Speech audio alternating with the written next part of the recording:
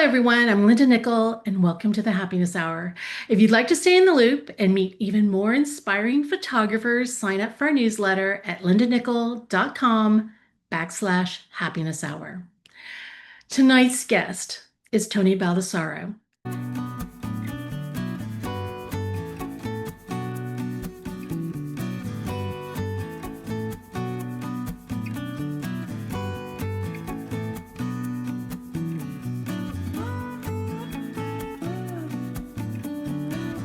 Tony is an educator, photographer, and storyteller whose work invites us to slow down and rediscover meaning in the everyday. In his recent TEDx talk, The Power of Photographing Natural Moments from Within, Tony explored what makes a truly great photograph. For him, it's not the gear, the lighting, or even the subject. It's about being fully present. In this session, Tony builds on that message, sharing how letting go of rigid expectations allowed him to reconnect with the wonder of the natural world, capture moments that matter, and create images with deeper impact. His thoughtful perspective reminds us that photography is as much about how we experience the world as it is about the images we make. If you're on Instagram, look for Tony at TB3_photo, and you can find his workshop schedule through his website at tb3photography.com. And I'll put those links in the show notes below. Welcome back to the Happiness Hour, Tony. Oh, thank you, Linda. That was so sweet, and I appreciate the introduction, and I appreciate being back here. This is wonderful. It's just a wonderful place to be, and having seeing some familiar faces again is just wonderful. So thank you. I have to say to Andy, you're going to see some Ray Hennessy influence in some of these images tonight. So he is a big influence on my work, as I think a lot of you others. We were talking about him a bit before we got recording here. A wonderful photographer and somebody that I look up to as well. So, and for those of you who I've had the chance to meet virtually before, it's great to see you all again. So thank you. Yeah, we're going to be talking a little bit less about sort of the geeky technical side of photography, if you will, and a little bit more storytelling. And I'm hoping this is a bit more inspirational for you as well. And I do think that as you improve your photographic technique, you improve your photography in general, that there are ways that we can continue to improve our work, and this is, I think, one of those ways. And we're going to talk a little bit about kind of putting yourself within those natural moments and really photographing from within them, as opposed to photographing, them as a sort of innocent sides bystander. Okay. So as Linda mentioned, I had the opportunity to give a TEDx talk here up in New Hampshire back in May. And if I would just like to say, if you have any interest in doing a TEDx talk, I would highly recommend putting yourself into that space. It was exhilarating, frightening. It was a growth opportunity for me. I've given, as Linda said, I've been an educator for more than 30 years. So I've talked in front of large groups. I've keynoted groups, but I've never had to memorize a speech and be an orator, if you will. And I got an opportunity to do that on this day. The picture over to the right is the one that means the most to me. I was able to bring my son backstage as my guest, and that's me cramming just before going on stage. And he snapped this image of me without me even knowing it. I just, fell in love with it immediately, of course. But the larger point is that the TED Talk can be no longer than 18 minutes, and mine was 10. And that's sort of what they actually recommend now, is that your talk don't be any longer than, say, 10 minutes. Most of that is because of the algorithm around the people watching the video afterwards. People don't stay around for more than 10 minutes to watch videos. And so they actually recommend that that you try to keep your talk at about 10 minutes, which is what I did. So when Linda chatted with me about coming in August, I said, I'd really love to kind of expand this TED Talk that I did and kind of do it in a larger form and a little bit of a different format. And she said, that sounds wonderful. So I appreciate the opportunity to do this here. And you are the first audience to see the larger format of this talk, and I'm very excited and thrilled to be able to do that for you here. And and as such, if you have feedback afterwards, I'd be more than happy to receive that as well. So let's talk a little bit about moments and what moments are. So moments generally are going to be three things for people. First of all, they're going to have some deeper meaning to them, that it's going to be impactful in some way, that a moment is going to make a difference in your life, whether it be just having the memory of being in that moment, or maybe in a larger sort of much more deeper, meaningful way. And I'm going to probably give you some examples of both of those as I go through today. Certainly, it's memorable.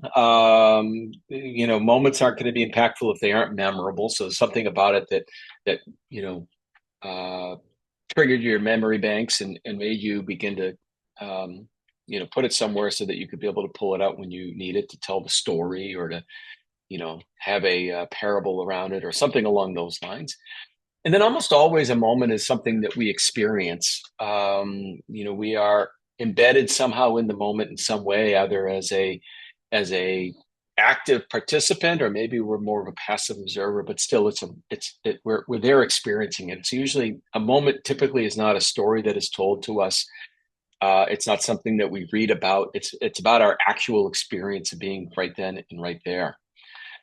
And when I was beginning to cultivate this talk, and actually my beginning thinking on this was about 5 years ago, and I'll go into the history of this, because this image you're seeing on the screen is actually, I'm going to talk about this image as my very last slide tonight. So I'm going to come back to this image. But as I began to cultivate the thinking around this, I began to talk about memorializing moments. That, as a photographer, what we're doing is we're out there memorializing these moments that are happening, and they're either happening very, very quickly, or maybe they're happening over some time. But as a photographer, and with our skill set, and with with our passions, we're able to memorialize them. And then I saw a movie called Kodachrome, which many of you may have seen already. And if you haven't, I'll give you a very quick overview of this. Ben Asher is the character, one of the main characters, played by Ed Harris. He's a world-renowned National Geographic photographer, but he's a terrible father. And the story is that he's been diagnosed with terminal cancer, and he recruits his son to drive him across country to the only place in the United States that continued to develop Kodachrome 64 film. And the story is of him and his son, who's played by Jason Sudeikis, driving across country, reliving sort of all of the past poor father pieces that they could, in their sort of broken relationship, what have you. And then in one of the final scenes, he arrives at the photography developer. I'm not even going to call it a studio, because it's like one of those pop-up Kodak places that you could probably picture in your mind. And as Ed Harris, this character Ben Asher, walks in, there's all these young photographers there with their digital cameras and what have you, and they recognize him as this very famous National Geographic photographer. And it's the first time in the movie that Jason Sudeikis, his character, really kind of comes to the realization that his father, as a photographer, has had this bigger, deeper impact on people. And he has this sort of monologue, if you will, where he says, "We're all so frightened by time, the way it moves on, the way things disappear. That's why we're photographers. We're preservationists by nature. We take pictures to stop time, to commit moments to eternity. Human nature made tangible." And of course, he's talking about the actual prints, the tangible prints that he is creating, and it's preserving these moments, whether it be human moments or natural moments. And so I've begun to shift my thinking away from memorializing moments to preserving moments. And in that way, I really believe that I am a preservationist of sorts. And I think we all are a preservationist of sorts, because we are, as we go out into the field and we create our images, we are preserving these moments, whether it be a lone tree standing tall after a snowstorm here in New Hampshire, or beautiful light hitting the beach, and the beach path with the sand, with the dunes, and just that beautifully lit fencing along the side there, or this misty, foggy, ethereal moment up in northern New Hampshire where the light from the sun was just beginning to kind of pierce through the fog and in through, this forest below. Or maybe it's the moment that the sun just happens to come right over the horizon and make its presence for that day for the first time, not only lighting up the clouds above, but also lighting up the sand dunes below. Or maybe it's a wildlife moment where, we are just uh, blessed to have the opportunity to see this take place. The quick backstory on this: the male and the female were standing right next to each other. One had his back to me. One was facing me. One had its back to me.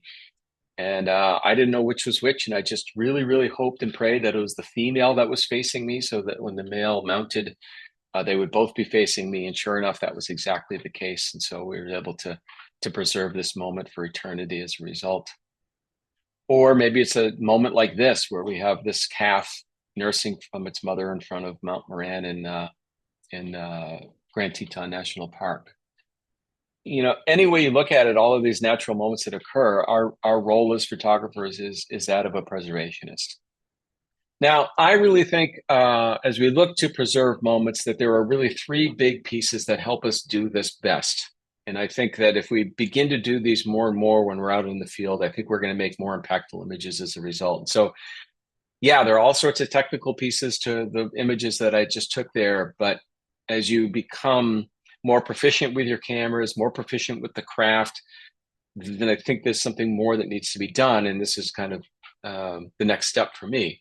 One is to live and to be in these moments with a great deal of gratitude.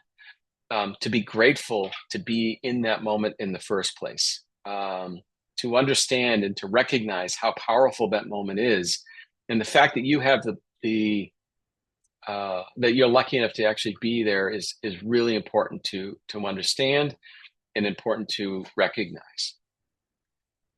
Secondly, I believe, and I believe this term actually comes, I think it's a military term. I'm not 100% certain on that, but the idea is to go slow so you can go fast. Go slow to go fast. In other words, just slow your whole process down. I'll talk a little bit more about that as we get into this, but so often I see photographers who are just running around snapping pictures, and I just don't know if they're actually really recognizing how impactful that moment can be. And what I have found over the years is, as my process and my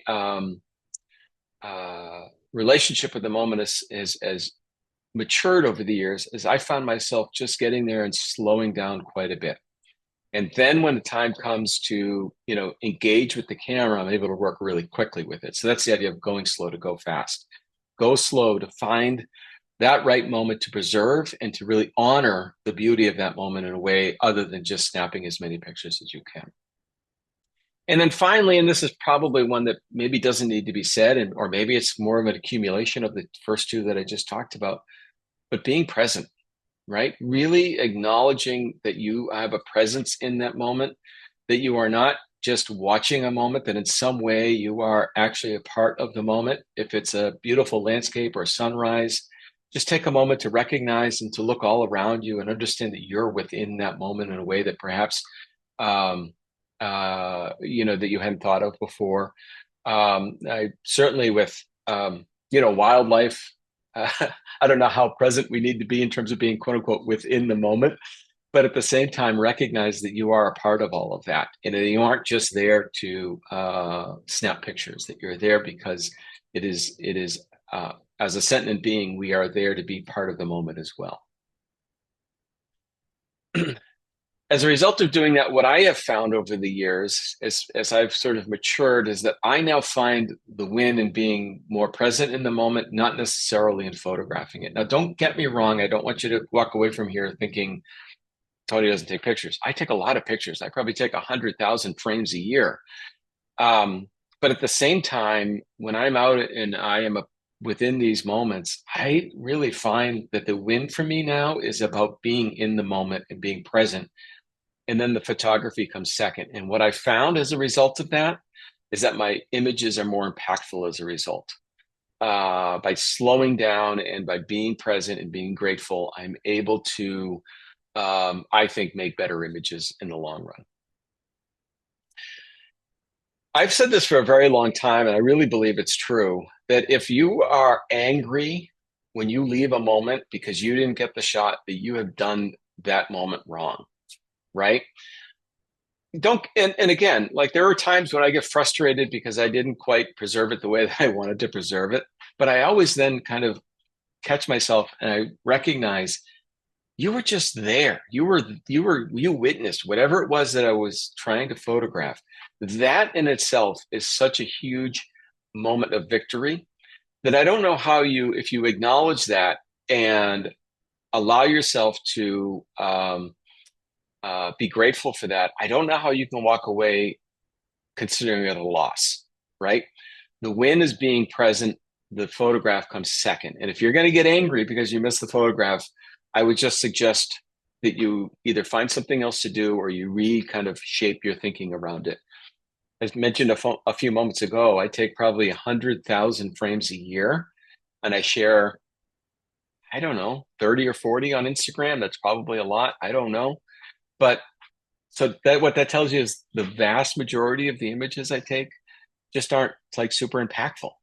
I learn something every time I take a picture, but that doesn't mean every time I take a picture, it's going to be super impactful. So if you're going to walk away expecting to take a great picture every time, or walk away from every moment saying, I preserved it and honored it in the right way every single time, I think you're going to get really frustrated with the results there. And so instead, I would just suggest that you find the win in being present and then allow the photography to come second. Now, this has become really difficult to do over the years. It's becoming increasingly difficult over the years because life's modern conveniences have a way of making us think about sort of what's next and not necessarily about what's now, right?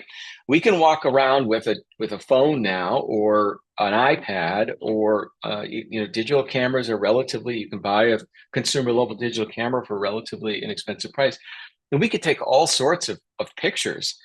But does that mean that we're being present in that moment if we're taking the picture? I'm not sure it always does. I think it means that we're trying to take a picture so that we can get on to the next thing. And then years later, we can try to return to that moment in a way.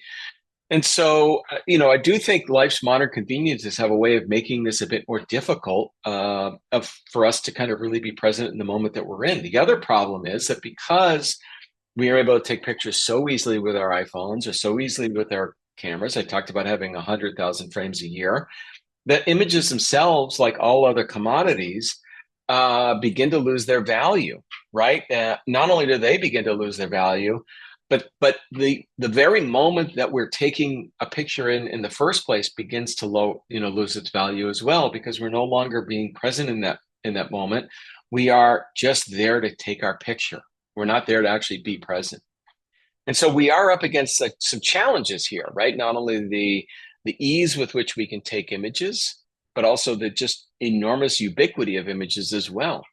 But I don't think this is an either or situation. I don't think we have to either take pictures or be present. I show this slide because as as Linda mentioned earlier, I've migrated into this role of professional photographer over the last several years. And when I first started doing so, I was told, well, you either have to be a landscape photographer or a bird photographer. And I've just begun to reject that over the years, right? Some of this is, we talked about a little bit earlier, some of the is around Ray Hennessy's thinking around, using the landscape to tell the larger story of the bird in this case. And so I believe really strongly that not only is the answer to my photography yes and, like, yes, I can be a landscape photographer and a wild bird photographer, but I also believe that it's a yes and when it comes to living in moments. Yes, we can make great images and we can be in the moment at the same time. This is not an either or game. This is a yes and game. Now, to do this, I do think it requires a shift in our thinking, a shift away from taking a picture of something to taking a picture from within something. And this is what I've been kind of leading up to here the whole time here. This idea of being present living with gratitude and going slow to go fast allows us to live within these moments and not necessarily to be beside them, taking a picture of them. Right. And I'm going to share a couple of stories here about how I try to live within moments as much as I can now. Now, don't get upset about the wonky horizon here. This is actually a video that I'm going to show you. I was up in Newfoundland this past summer, back in July, early July, and a group of us went out on a Zodiac. And I have to tell you, it was one of the most beautiful experiences of my life. I had not, I mean, the birds were fine, the photography was great, but we were in the North Atlantic in July at 9:30 in the morning. There wasn't a whisper of clouds, and the North Atlantic was like glass. Let me show you this video here. You get a sense of it. This is the the North Atlantic off of the coast of Newfoundland, 9:30 on a July morning. I mean, you talk about absolute just purity. This is what this day was all about for us. It was absolutely incredible. And it only got better because shortly after this was taken, these guys showed up. And now all of a sudden, we're on a Zodiac and we are now playing with a pod of dolphins. And if you have ever seen this before, they love interacting with these Zodiacs and kind of swimming around them. We were not chasing them. They chased us, and then they were like, hey, let's go play and have fun. And so as I was trying to figure out the best way to capture this moment and to preserve it in a way that honored the moment, I really had two things in mind. One, I wanted to be able to capture the playfulness of these dolphins, but I also wanted to honor the beautiful vastness and openness and airiness of the North Atlantic on that day. Because it wasn't like, it's not going to be like that all the time. And so, and this didn't happen in one frame. I took several frames, but the idea in my mind was, okay, I want to get the camera low to the water so that I can capture this airiness, that I want to have the horizon line in it, but I also want to be able to photograph the playfulness of these dolphins. And so this was the image that I created as a result of this mindfulness of trying to figure out, okay, how do I, really honor this moment in a way that preserves it in such a way as, showing both all of those things that I just talked about, the playfulness of these dolphins, along with the vastness and airiness of the North Atlantic on this day. Now, I have to tell you, it got a little bit better because, as you're going to see in a moment here, not only do we have a pod of dolphins, but we had a mama and a calf. You can see them right there. You're going to see them jump out of the water. This is in slow motion, so this takes a little bit to develop. But how fun was this to be able to photograph? And you'll get a better sense of the pod. I think there were probably 2 dozen or so dolphins, and there's the mom right there with her little baby. And I tried to do the same with those two, and I just didn't nail it as well as I felt like I did the other one, the angle and whatnot. And, this is us riding on a Zodiac with a wild animal, and they aren't going to come out of the water exactly where I want them to. But boy, oh boy, what an amazing moment to be a part of. And, what an honor to be able to preserve it, and in the way that I think I did. Now, also up in Newfoundland this summer. Now, you're going to say, boy, is Newfoundland this wonderful? It is. It's fantastic. If you haven't been there, I would recommend it. But I'm also very cognizant of the fact that I knew I was expanding this idea of moments and this idea of in this talk that I'm giving tonight. And so I was being really mindful of trying to capture some of these moments while I was up there. But this was the sunrise on our final morning in Cape Spear. This is at Newfoundland, at Cape Spear, which is the easternmost point of Canada, which I think makes it the easternmost point of North America, which I think means that we're seeing the sunrise before other people. This is that video was taken at about 4:50 in the morning. So a little bit before sunrise, maybe a half hour before sunrise. And you get a sense here from the fog and the mist that was in the harbor over here to the left. And then over here, as we kind of pan to the right, there's the lighthouse, of course, Cape Spear Lighthouse, but you can just see these clouds and this is exactly what you want, right? Those high wispy clouds.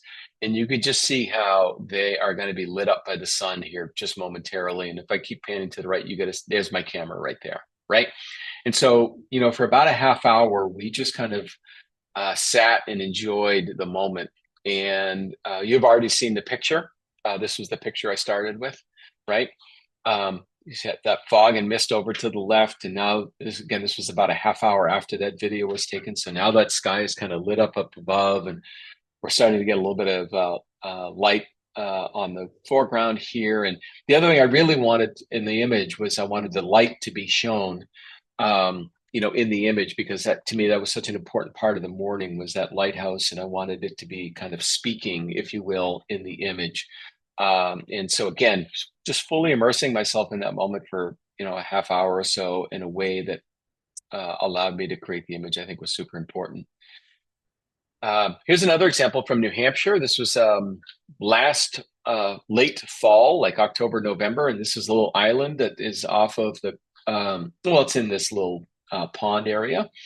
And you get a sense of my setup here. You can kind of get a feel for what I was trying to do. But one of the things I want you to notice is that the sky up high is blue, and we're starting to get some light from the right-hand side of the frame somewhat. And while these are coniferous trees, these pine trees on the island, the bottom of the island, or the ground cover of the island, was all of that ground cover had turned like a nice bright red, because we're in the midst of autumn here. And so you fast forward a few minutes and you're able to create an image like this. But again, it takes being there, slowing yourself down, really acknowledging and being grateful for the moment to be there, and then just waiting for that light to hit correctly. This whole dive, again, the whole idea of getting there early, slowing yourself down, so that when the time comes to kind of move fast, in other words, to take that image, you're ready to do it and you aren't just scrambling to take it. By the way, this was the same location a winter before. And this was a moment that I did not take my time. This was not a moment that this was one of those moments where I was rushing around to take pictures, as opposed to really kind of trying to be present and to create something from within the moment. I was taking a picture of something here instead of waiting. You could see I had blue skies on this day, but I just hadn't matured enough to take that moment and to, as I said earlier, go slow to go fast.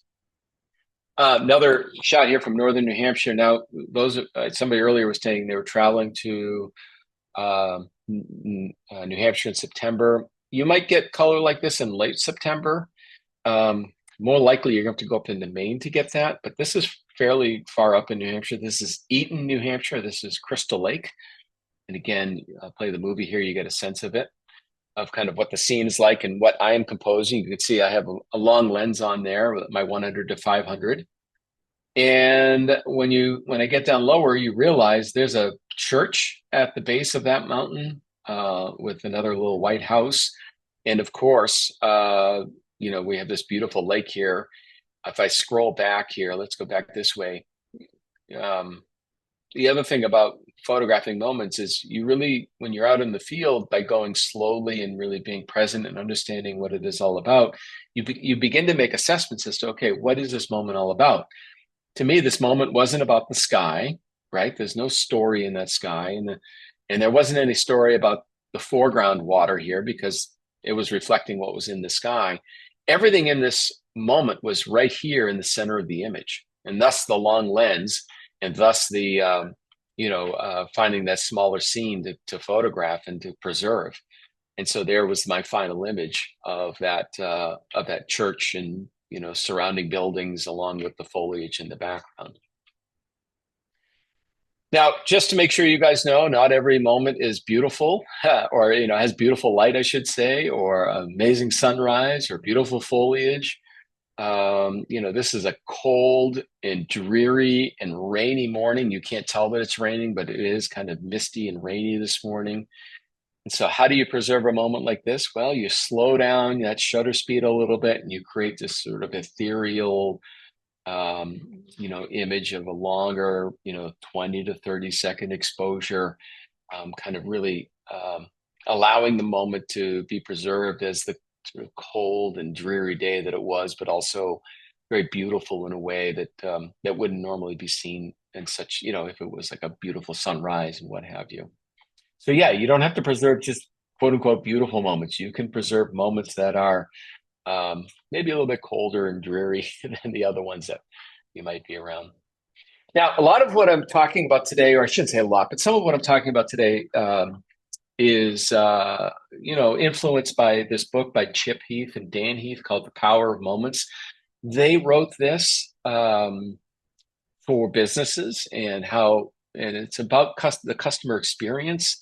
It's not for photography at all, but the idea being that moments are going to come in many different ways, but they talk a little bit about this, moments of happenstance, these things that just happen that might be, aha moments that you didn't necessarily really plan for or understand. I'm going to actually share a couple of those towards the end, including that opening image that I started with. They go on to talk quite a bit about how in business you can actually be authors of your defining moments. And if you think about some moments that maybe you had in your work life or school life, things like graduation is a moment that is authored by the school, right? They're the ones who organize it. They're the ones who plan it and do all the preparation for it so that it is a big moment for all of your children or for you that you might have had yourself. Weddings or things like that as well. But if you think about work, you might think about, you know, um, uh, promotions, and they may make a big moment out of a promotion or what have you. So there are these moments that we can, in our non-photography life, in our business life, or in our school life, we're able to author and help cultivate and create over time.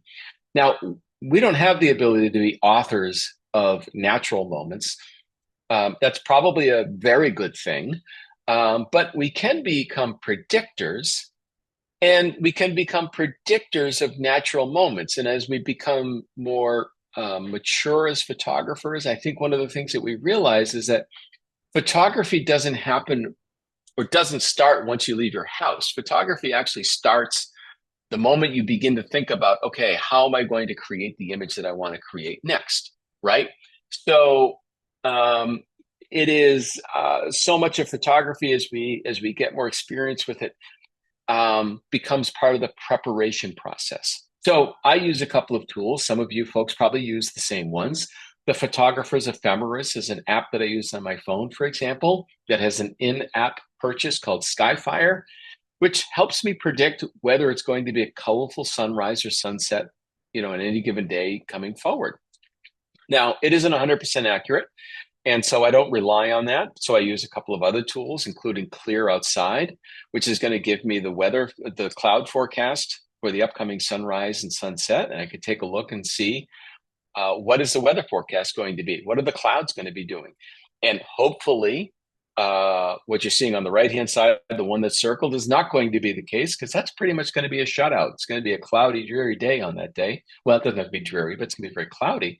What I'm hopefully going to see is a lot of high clouds, those high wispy clouds, and not a lot of low clouds, because that's going to allow the light as the sun comes up over the horizon. It's going to allow that light to um, hit the underside of those clouds and give me those beautiful reds and oranges and what have you. And that's exactly what happened on this morning. This is on Plum Island in Massachusetts, and the day before I could see the Photographer's Ephemeris was calling for a pretty good sunrise. So then I started doing a little bit of homework at Clear Outside. Oh, sorry about that. Did a little bit of homework at Clear Outside, and then also windy.com is another app that I use, which allows me to see the satellites of clouds. And I could see that the clouds were coming out over from west to east. They were coming out over New England, but they weren't extending all the way out into the ocean, which meant that I was going to have that little sliver of space for the light to come in underneath. And so, yeah, I was all the things I've talked about before. I was grateful for being there. I was slow so I could be fast, and I was present in that moment as much as I could possibly be. Yet I had a feeling I had planned to be there and to plan to be at that moment, because I was able to use forecasts to predict this happening for me the next day. Same thing down here. This is a place called Occupy Chatham out on Cape Cod. Um, this is in Chatham, Massachusetts, and I could see that we were going to have great cloud cover the next morning, and hopefully a little bit of color in the sky, depending on how far out the clouds went. And as you can see, I had a beautiful morning out in Chatham on this morning. Living on the East Coast gives me a lot of opportunities to photograph full moons coming up over the horizon. These are also very predictable, and they are incredible moments to be a part of. And you want to talk about going slow to go fast. You get there early, you get things lined up. You can use all of your apps to make sure that the moon is going to line up with whatever you wanted in the foreground. This happens to be the U.S. Life Saving Station off the coast of New Hampshire and Maine. And I was standing in New Hampshire when I took this image. And when that moon comes over the horizon, it moves very, very fast. And so you have to be ready to really move fast at that point. But yeah, you get there early, you get yourself prepared, you get yourself into a place. And then when it happens, you're ready to go and you can be in that moment fully while it's happening. I also, when I'm going to new places, love to use Google Maps, and I love to use the images that anybody can take with their iPhone or whatever to get a sense of what I'm going to see when I arrive there. So this is the Grand Tetons, and this was the Teton Point turnout, which is along the main road there in the Grand Tetons. And so when I'm in the Grand Tetons and there's a predictor of an amazing sunset that's going to happen in the evening, I know that this is where I want to be. So what do? I go there and this happens. And this was the most amazing sunset I've ever seen in my life. This was at an out of Chicago event. And everybody was talking about it the next day. It was like the sky caught on fire because it was pretty much low clouds, low clouds, low clouds. And then there must have been just a little sliver of light somewhere behind those mountains. And all of a sudden, boom, it just lit up above. But I did my preparation so that I could show up there and quote unquote go slow so that when it happened, I was ready to go at a moment's notice. Now, we can also do preparation for wild animals as well. Birds are a great example. You can study bird behavior. You can study where the birds are going to be. You can use something like eBird to let you know if birds are in the area. You can use something called Birdcast, for example, to predict birds migrating to your area.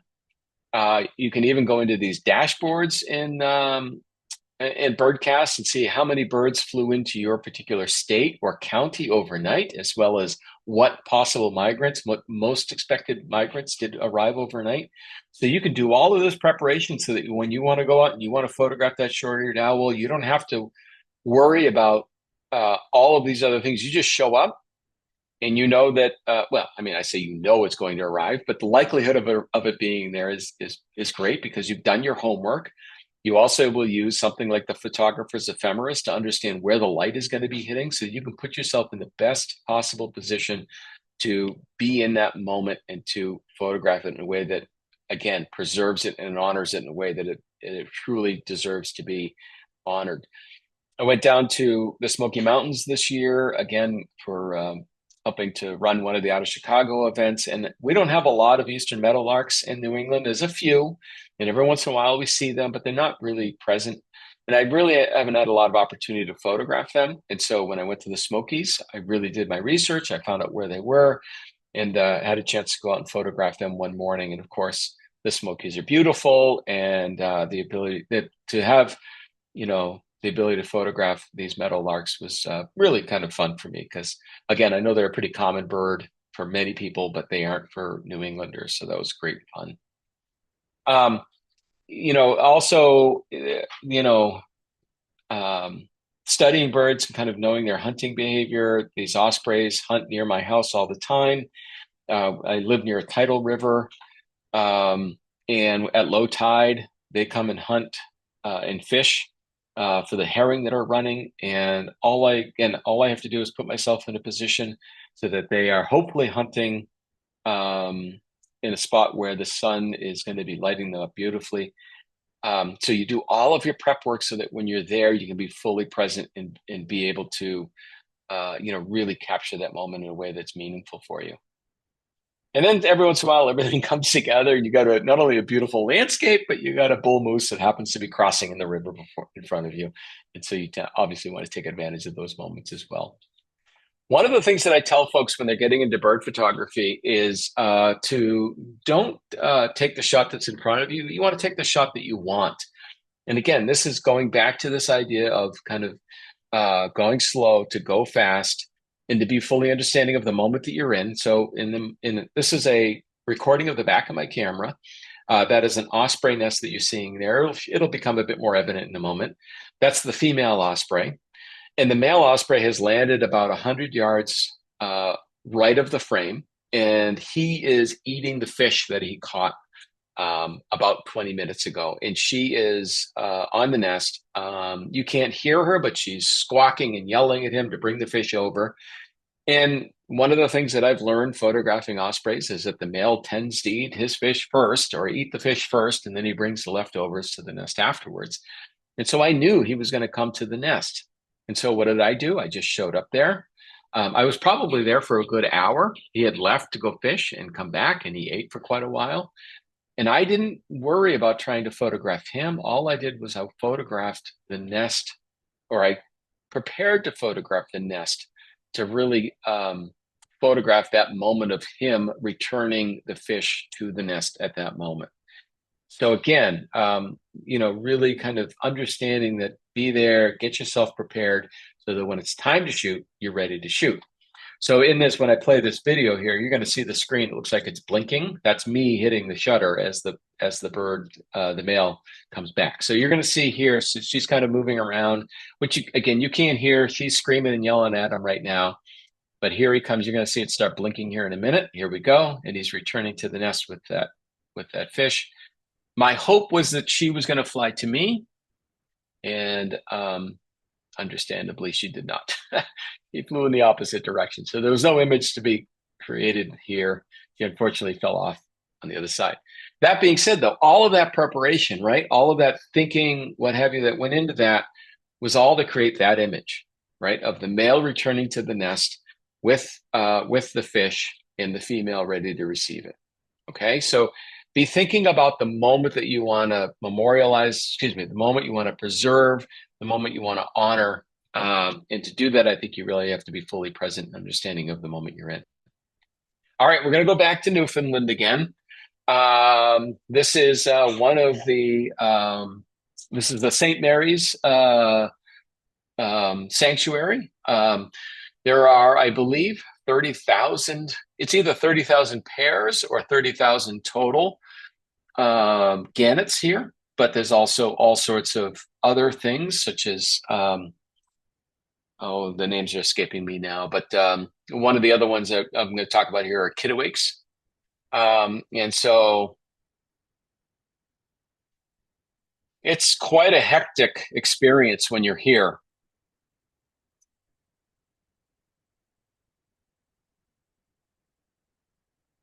It's quite a hectic experience here. And, when you have 30,000 birds that are flying around you and squawking and making noise and fighting with one another and returning to their nests, it really is a pretty chaotic scene.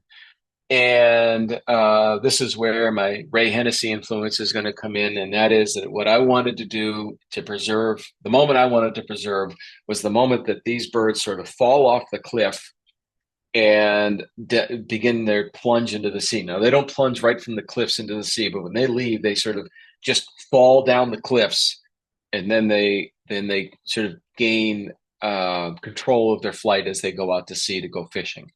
And so here are the two images that I created as a result of that. The image on the left is a northern gannet. The image on the right is a black-legged kittiwake, and they're called respectively gannet in the Tempest and the kittiwake in the Tempest. But that's the scene. They're dropping down into that cauldron, if you will, before they, catch themselves, and then they begin to fly out, to catch whatever they're going to bring back. Now, I want to kind of give you a sense of where I was standing, when I took this. And as I pan over here to the left, I'm going to stop this. Now, do you see this rock in the bottom corner? That is the rock I was standing on and photographing basically straight down the cliff.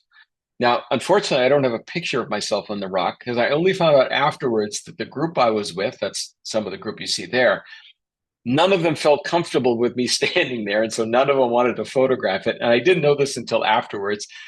I can tell you that I was very sure and very steady. I wasn't, I mean, I guess if somebody pushed me off, I would have been in trouble, but I really wasn't in a spot where I felt like I was really uncomfortable. But yeah, the whole idea was to stand over that cliff and to just photograph these birds as they flew down and then out to into the ocean to catch. Now, this was not a one-shot sequence. I had to take a lot of shots to make this happen and to really preserve this moment. So I don't want people to walk away from here thinking that, oh, it's just a one-shot preservation of the moment. No, you still have to use your your photography skills in order to get the image that you want in order to properly preserve and honor that moment. But this, in both of these cases, I feel like I was able to do that.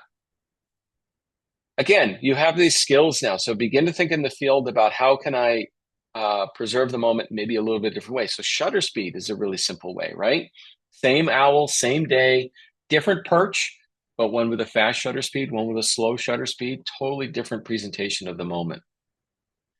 I also have become a big fan of photographing and leaving the birds smaller in the frame. This is something I've been working on now for a couple of years. I gave a presentation out of Chicago last year on this. The idea of what I call it is small birds, big stories, like the small bird and the bigger story of the frame. So while this is a really cool image of this owl, um, super bright eyes, very sharp, very, very cool experience, right? Being around them. I love this moment as well, right? Where the owl is either a female or a juvenile male. They come down in New England in the wintertime. But this moment of him or her just sitting on that post, getting ready to hunt, right? And sort of preserving that moment as it was and telling the larger story of the environment that they're in. Here's that same meadowlark from the Smokies, right? Again, keeping the birds smaller in the frame. I fell in love not just with the puffins, of course, but I fell in love with the fact that puffins, when they are not in colonies, live by themselves in the middle of the ocean, and they have 1 square kilometer areas that they kind of live in. So yeah, they're in these huge colonies for about 2 or 3 months, but the rest of the year they're out by themselves. And so I wanted to figure out a way to preserve that moment in a way that kind of told that story as well, right? So having these puffins that were just kind of by themselves. This is that same Zodiac trip where it was just magical that morning. Now, that's just to say every bird has to be kept small in the frame. There are stories to be told and there are moments to be had. And if you were to make the argument that you should zoom in even further on this one, I'd be okay with that as well, right? These various portraits of birds, I think, can be, really compelling as well. Certainly, if you have an action shot, you want to get down close and you really want to get that detail, you please do, right? This isn't just about keeping the birds smaller in the frame all the time. The moment is what it is. And I think as a result, your story has to be told differently every time. I also, in post-production, like to use a little radial gradient to add a little bit of exposure around the birds. I've talked about this a few times in a few different places, but it's just enough to add a little bit of light to say, hey, this is the moment. This yellow warbler singing at the top of its lungs on this perch. This is the moment I'm preserving right here. Nothing else in this image matters more than that. So I just give a little bit of touch of celebration light, like I call it. I also, in post-production, really kind of take a close look at whether color is a distractor in the story or not. In this image, I think it works out just fine.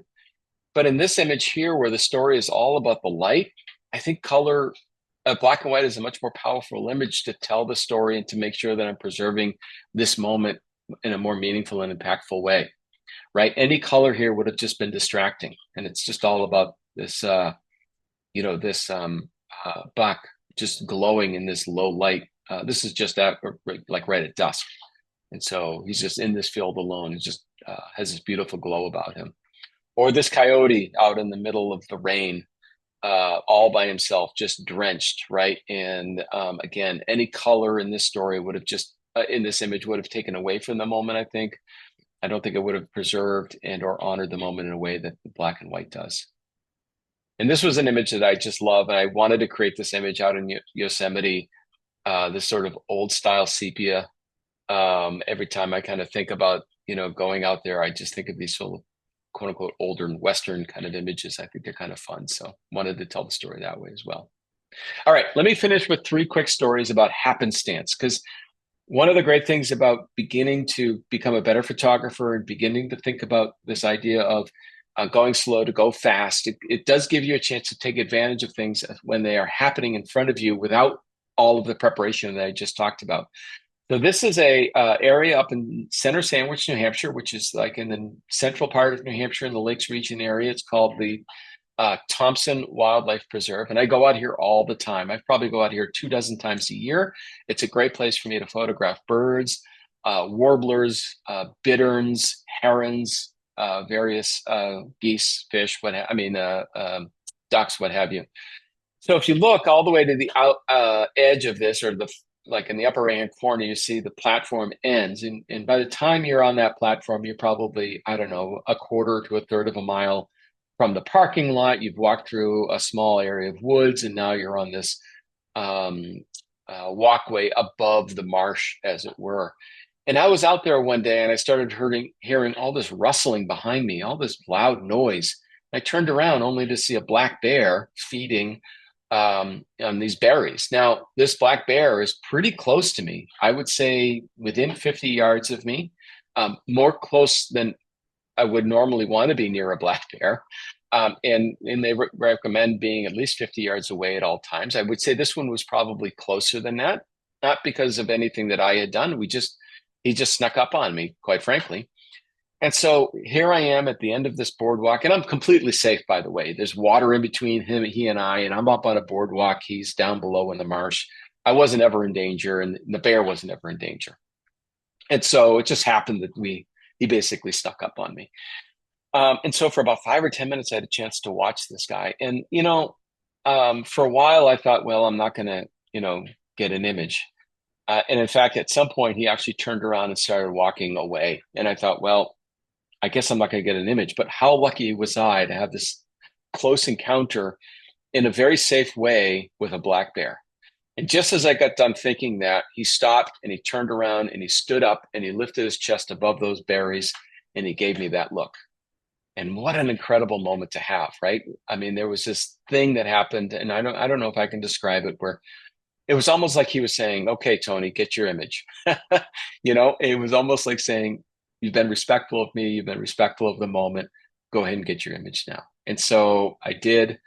I ended up taking this image and making it part of my annual calendar. And I got so many people commenting on this, like, "How did you get this bear?" And the story behind it is probably much more important than anything else, than the actual image itself. But what an incredible moment to have this little moment with this bear. If you haven't been to Stowe, Vermont, I would just tell you that it is like the quintessential Vermont place to go. It is beautiful. It is in the fall, obviously, it's full of foliage, but it's got mountains, it's got forests, it's got farmland. It's just like when you think of Vermont, Stowe is what you think of, right? This is the downtown area of Vermont, of Stowe, excuse me. And I was there for a lacrosse tournament with my son. And we were driving back to the Airbnb we were staying with a different family. I just could tell that the sunset was going to be beautiful that night. So I dropped my kids off with the other family and I said, guys, I got to go get a picture that I saw earlier in the day, but it's all going to come together for me now. And it was one of those quintessential New England farm sunsets, right? The sky was beginning to turn the pink and purple that it does because I had beautiful high wispy clouds. There was a dairy farm off in the distance. There was acres and acres and acres of farmland. And then in between me, or from me all the way to the dairy farm, was this split rail fence. I mean, it was absolutely perfect. Like it was, I don't know if you're familiar with Yankee Magazine, but this was going to be my Yankee Magazine moment, right? Beautiful summer sunset over Stowe, Vermont farm. And then the cows showed up. And there were a few at first, and then maybe a dozen. And I don't know, maybe there were about 100 by the time this whole thing ended. And they just never got out of my way. Everywhere I went, I tried to recompose. I moved in this picture. I tried to move down the scene, if you will, or further into the scene and sacrifice the beginning of, the fence line. And they just moved down with me. And I moved this way, they would move that way. And I was getting really, really frustrated. In fact, I was just getting angry because the cows were ruining my Yankee Magazine moment, right? And then I stopped and I realized that the moment wasn't the dairy farm. The moment wasn't the um, the clouds. It wasn't the acres and acres of farmland. It wasn't the split roof. These cows were the moment. But I was so busy trying to take a picture of something that I had forgotten to stop and take a picture from within something. And I was within this moment with the cows. And so I went down to the road area and I took my camera off of that tripod and I turned it, went low to the ground, and I took a single frame. And that was the frame that I created that day, right? By just stopping to say, what is this moment that I'm within? And then realizing that it was all about the cows, that my original moment was no longer there. This was what the story was all about, right? Now, I never got my Yankee Magazine moment, but this girl turned out to be quite the cover girl. It ended up being my first ever cover. She was on the AAA Northern New England cover. And so, yeah, so you just never know when these moments are going to happen. And your ability to kind of react to them is really, really important. Again, as you mature as a photographer, and as long as you remember, this is probably the quintessential story for me to remember to slow down and to be present and to be grateful in these moments. And that allows me to kind of rethink my processing while I'm out there so I can create images like this. So let's come to this final image. I'm going to then end with this. This image was created in February of 2020. Yes, just before the pandemic. This was my last trip before the pandemic. I was going to Yosemite for an Out of Chicago event. To get to Yosemite from New England, you have to fly from Boston to Denver, and then from Denver to Fresno, and then you have to rent a car or get ground transportation from there. So I flew from Boston to Denver. I had about 45 minutes in between. So I got off my plane. I went to the gate. I was all set there. I went to a local shop. I grabbed a water and a snack, and I just waited to get on the plane. Got on the plane. We took off maybe 45 minutes later. And then as I'm on the plane, I can hear that familiar little ding as you cross 10,000 feet. And that means you can take your computers out and you can do work or do whatever. So I said, well, I'm going to do some work. So I took my computer out. And then because at that time you had to pay for the Wi-Fi, I went to grab my wallet and get my credit card out to pay for the Wi-Fi. And it was then that I realized that I'd left my wallet on the counter of the shop where I'd bought that water just a few moments ago. And if you haven't had the chance to spend the next 75 minutes of your life flying in the opposite direction of your wallet, I wouldn't recommend it. It was a god-awful experience. But I landed in Fresno, and by the grace of several people, I was able to make my way to Yosemite. And when I got to Yosemite in the evening, it was just before sunset, and I said to myself, I need to do something. I need to go out and make a photograph. I can't sit here and worry about the fact that my wallet was somewhere in the middle of the Denver airport, probably in the hands of a stranger. And so I just grabbed my gear and I went for a walk, found a trail to go for a hike. And I had no idea where I was going. Now, if you've been to Yosemite or if you're an experienced Yosemite photographer, you may know that as the sun sets to the west, you can kind of chase it down the valley because as that sun sets, it hits the valley and the walls in different ways. And you can, if you know what you're doing, you can actually make your way down the valley and shoot sunset several different times. But I didn't know that day. I just grabbed my gear and I went for a walk. I didn't know it was going to bring me to the Merced River. I didn't know that the Merced River was going to be clear and calm, allowing for that reflection. And I certainly didn't know that the light was going to come down the valley in such a way that it just put a spotlight on those 4 pine trees across the way, like it was spotlighting the lead to a Broadway play. And so here I am, getting away from the fact that I had lost my wallet. And for whatever reason, this was the moment I needed to be in right then and right there. And so to have the opportunity to preserve this moment and have it be so meaningful to me is something that I will forever, ever cherish. As a matter of fact, that picture is still the backdrop to my to my phone, excuse me. It has been ever since that day. Now, as an epilogue to this, the flight attendants who were on that flight happened to be flying back to Denver, and they actually went to the shop. They found my wallet and they overnighted it to me in Yosemite. So I had my wallet in my hands within a couple of days with everything that was there. So it all had a big happy ending. But for me, this was the moment that was preserved forever. This was the moment that made a difference in my life. And forever now, when I remember, when I look at my phone and I see that picture as the backdrop, what I remember most is to slow down and to try to take advantage of those moments that have the capacity to change my life as much as possible. And I think when I do that, I make better images as a result. So that's my story. I hope that it inspired a little bit of your thinking around this, and that you folks maybe think about how you might be able to slow down, be present, and really live a life with gratitude while we're out there trying to create beautiful images at the same time. So thank you, Linda. I appreciate that. I appreciate the time.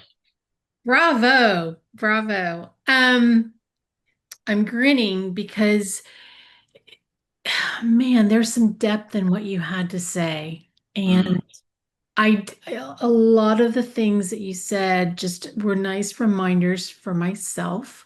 A few things you said were just like ding, ding, ding. I've thought that. Why am I not doing that? mm. So this was, I think, and I get to admit, I've been kind of in a mood about photography. And I think it's because I'm in Texas and it's hot and I don't want to go out and it's just I can't Yeah, get motivated and I can't find something to inspire me. And so I'm looking for those moments to get me excited again. And just listening to you talk, Tony, it's there. It's almost within reach. So thank you for kind of like nudging me. It's like you want to do it, so get off your duff and find something that will excite you. And um, man, you had some beautiful images in here, and you're gonna see that I was not the only person that thinks that in the chat. And I so thank you for taking the time to and expanding that talk that you did for TED. thank you. So I don't know how TED Talks work. You kind of mentioned just a pinch that you're in the process of maybe waiting to find out if it will be published, or can you just, in Yep. me, just for my own selfish reasons, like, how does that work? Yeah, of course. did you have to apply? Did they come looking for Oh, you? yeah. How does that Yeah, work? let me go through that for a moment. And first, Yeah. let me also just say this. I think, photographers get in ruts all the time, and Mhm. I think that's very okay. There Mhm. was a time in my career when I would feel guilty, or I'd feel like something was wrong because I couldn't get out to shoot, or I couldn't, create the images I wanted to shoot.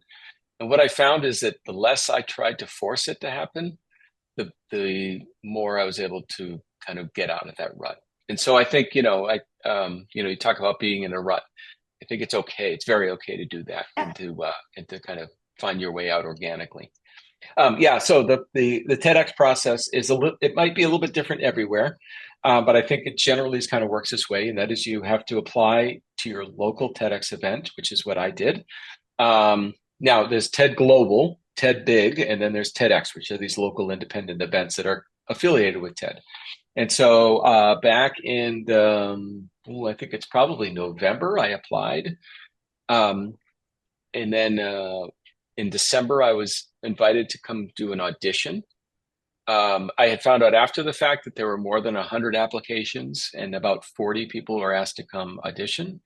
And then from there were, I think, 12 of us that were chosen to speak. So of the 100 plus, I was eventually one of the 12 that was asked to speak. That was in January when I was asked to become a speaker for a May TED Talk. So it was a fairly long process, 6 to 7 months from start to finish.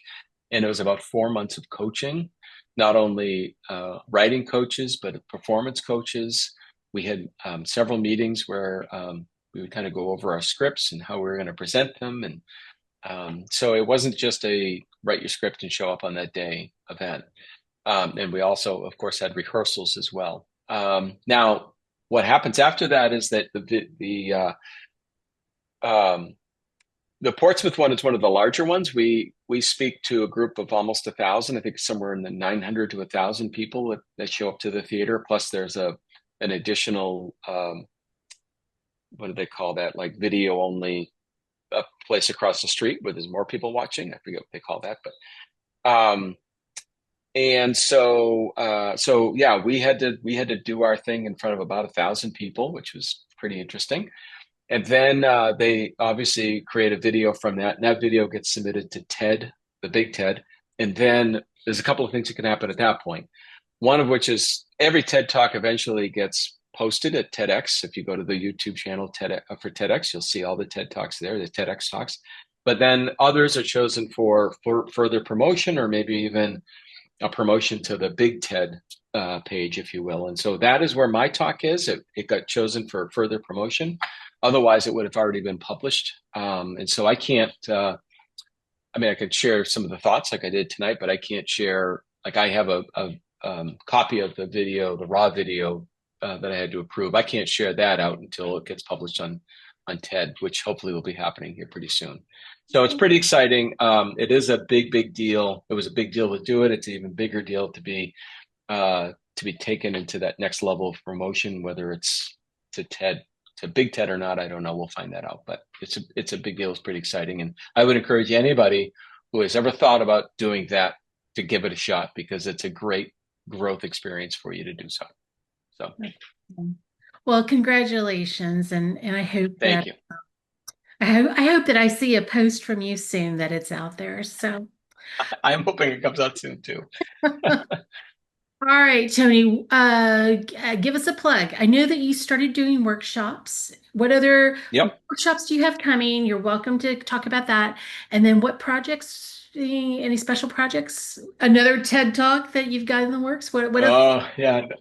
I'm waiting. Yeah. So I have to wait for this TED Talk to come out first before I announce some other things that are coming, but Okay. that's okay. So workshops, workshop coming up actually next month in Cape Cod. I actually have two Okay. seats that are open for that. Ben Williamson and I, if you're familiar with Ben, we're going to go shoot some landscapes out on Cape Cod, which is an amazing place to be. That's in September. I'm also on the staff at Out of Chicago, so I'll be out of Chicago. Let's see, out of Olympic coming up here in the fall, and next year I'm going to have Cape Cod again. I'm going to be doing a workshop down in the Smokies, and I'm going to do a workshop up in Newfoundland to come back to some of those locations that you saw tonight, which I can't wait to go back to again. And then we're also planning for Out of Chicago. We have an Out of Grand Tetons in the fall, and yet to be announced, but we're going to do an Out of, I can't tell you where, but where it's going to be a bird photography. It's the first time Out of Chicago is going to do a bird photography location. So we're going to be doing that as well as a couple other things with them. So yeah, there's a few other things that are coming, but I have to kind of keep No, no, no, I'm no, a no, little bit no, no, tied no, up no, by TED on that. So no, anyway, yeah, so we got no, a bunch. It's no. at yeah, if you're curious, I do everything through tb3photography.com. That's TB like Tony Baldasaro and the number 3 TB3 photography, and you can get all of my socials there as well. So appreciate the plug. Thanks, Linda. That. All right, Tony, thank you for coming back and doing another presentation for us. All right, we are off next Wednesday, but we'll be back on September 3rd with John Fisher.